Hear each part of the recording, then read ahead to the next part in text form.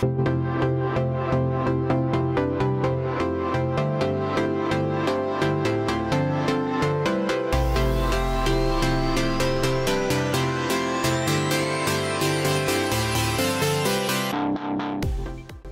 am Shonagh.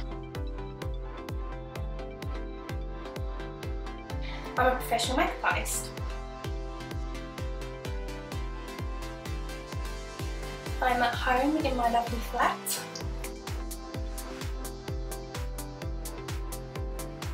I'm a die-hard garage girl, so I still listen to old school garage, and I've even got Kleptomaniacs, All I Do Is My Ringtone.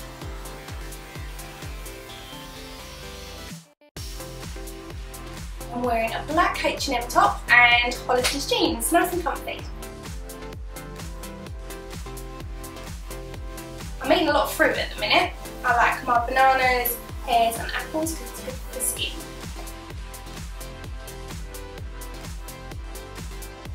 I am preparing this week to go to a photo shoot on Friday for a magazine publication. Today's tutorial is no makeup makeup. By that we mean we're going for a very fresh base, giving the illusion that we haven't got any makeup on. We're going to take out the redness and blemishes without looking cakey. Today's model is Jo. So the first step we're going to do is prep the skin. So we're going to use a product to mattify, and then we're going to use a foundation and a moisturiser mixed together. You can use a BB cream, which is very light, but I'm just going to use a regular foundation mixed with a moisturiser, and that'll sheer it down. So we're going to take the primer. I'm just going to use our fingers just to put it over the forehead, down the centre of the face and on the chin.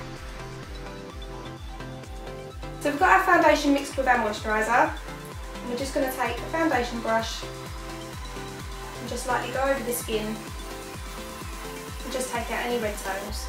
You can see how sheer it is, but it just adds a little bit of colour and evens the skin tone. So make sure you take it across the eyelids and then down the neck. And if your ears are exposed, take it a little bit over your ears as well. The next step is to add a little bit of concealer. So now we've got a fresh face, anywhere you want to add a little bit more coverage, if you suffer with red cheeks and you're not getting enough coverage from your BB cream, then just use a little bit of concealer.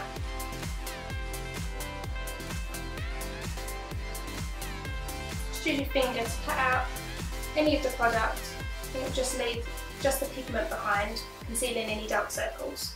So the next step is the eyes. Now you can have a plain base, you don't have to wear any eyeshadow, but if you do want to, then I would say go with neutral shades. So we're going to go with a couple of this in front of your face, Jo.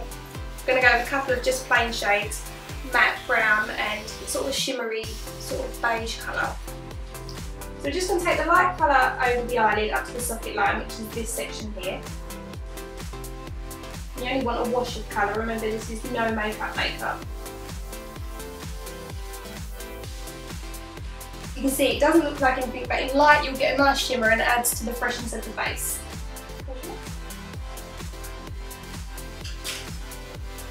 And then taking the matte brown shade, we're just going to go in the socket. You can feel where the socket is if you use your finger. And then just ever so lightly, just place a little bit of that brown. This is just going to contour the eye slightly. It's fairly visible, but in the flesh you'll notice it and it will just give that fresh look to the face.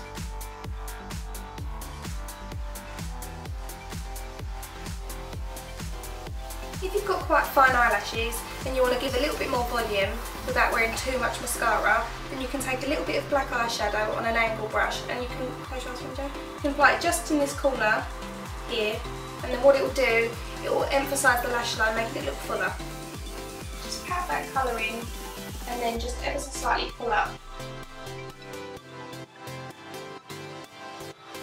And then this is just to create the illusion of fuller lashes, it's not to look like eyeliner. So a telltale sign of being tired is red eyes. To neutralise that, we're going to use a cream coloured kohl pencil on the waterline, which is this section here. And what that will do is neutralise the redness and make your eyes look fresh and more alert. Look up for me. Just pull the lower lid down ever so slightly and just run that along the waterline. You'll just see, compared to the two eyes, this one's more open looking, and you can see this one's got a slight pinkier tone.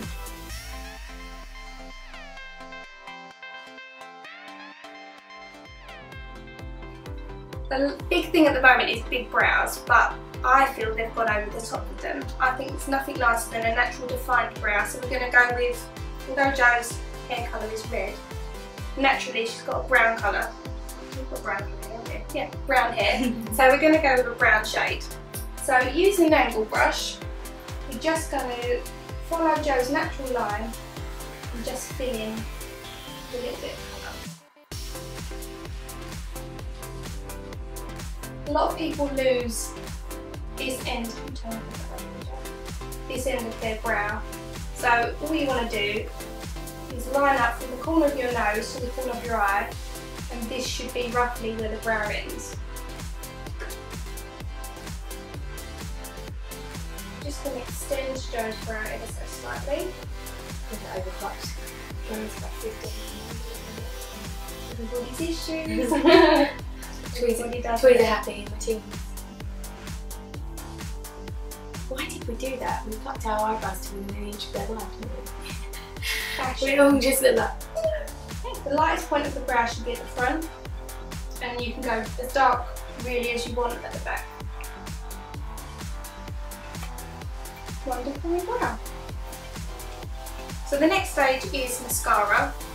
You can use any mascara you like. I'll just use one of Jo's. But I'm going to use it on a wand because it's hygienic. Using a wand is a great way to separate all the lashes. If you apply one coat and then let it dry a little bit and apply a second coat, you'll find you don't get as much clumping, but you get loads of mascara application. Apply a small amount to your bottom lashes. So if you get any mascara come down onto the bottom or the top of the lid, just wait for it to dry and then just go in with your foundation brush and it will just knock it off. I always use a cotton bud. I said cotton bud to them because I can never, ever put one mascara without getting it over my eyelids. Yeah. I don't think I've ever put it on without putting it. It's like going afterwards. Yeah. So for the ultimate fresh face look, we're going to use a cream blush. You can use a powder blush, but the cream gives off a nice, reflects light really well, so I think it's a really good one to use. And we're just going to use it on the high points of the cheeks. Blush is one thing that people use liberally. I think there's a certain amount you can use, and I feel like if you apply it first and then go in with your foundation brush and just go over the top of it, and it will take off any excess and it will blend it for you as well. And as you can see, it just adds some freshness to the cheeks. Right, the last part of the look is the lips. I'm going to use just a little bit of a pale pink just for a fresh sort of shimmer to the lip. You can use just a gloss, it's totally up to you. No, it's fine. You get a better effect when you apply it with your fingers. Just pat it on. I like to just do it in the centre of the lip. And this gives a fuller effect because the shine's coming right to the centre.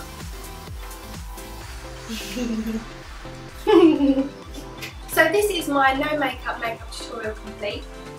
As you can see, Jo looks very fresh, nice and dewy. That's the kind of look you want. If you're particularly oily, then you can pat down the centre of the face and that will give a more matte finish. But you do want to keep your cheeks nice and dewy and glowy. And yeah, that's my look complete.